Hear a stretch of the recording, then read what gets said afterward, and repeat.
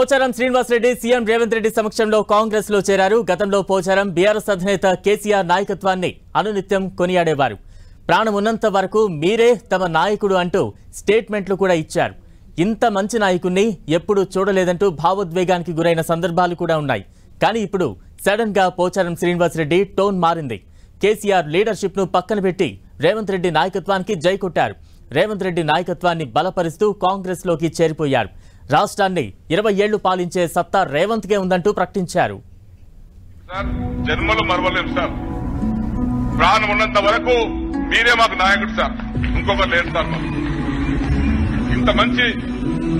ఇంత మంచి నాయకుడు నేను కూడా 47 సంవత్సరాలు చూస్తున్నా సార్. అనేక మంది చూసిన, కానీ రకరకాల మనుషులు ఉంటారు. చెప్పేది ఒకటి, చేసేది ఒకటి. కానీ మనస్ఫూర్తిగా సహృదయంతో చల్లటి చూపుతో సహాయం చేసినటువంటి వ్యక్తి మిమ్మల్ని చూశాను సార్. నేను ఇక్కడ చాలా మంది మంత్రులు, ముఖ్యమంత్రులు చూశాను. ఆ విధంగా మీరు ఒక నా కాన్సెప్టే కాదు, రాష్ట్రమంతా కూడా సుభిక్షంగా జరుగుతా ఉంది సార్. కోట్లాది రూపాయలు, లక్షలాది రూపాయలు పంటలు పడుతూ ఉన్నాయి. దేశమంతా కూడా ఎదురు చూస్తున్నారు సార్. మనస్ఫూర్తి వారికి స్వాగతించారు.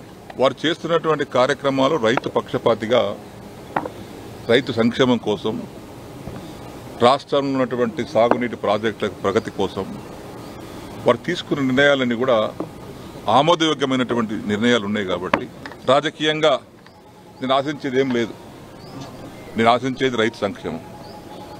నేను వ్యవసాయ శాఖ మంత్రిగా చేశాను, బ్యాంక్ చైర్మన్గా చేశాను. ఇవన్నీ రైతుతో ముడిపడ్డటువంటి సంస్థలు ఇవన్నీ.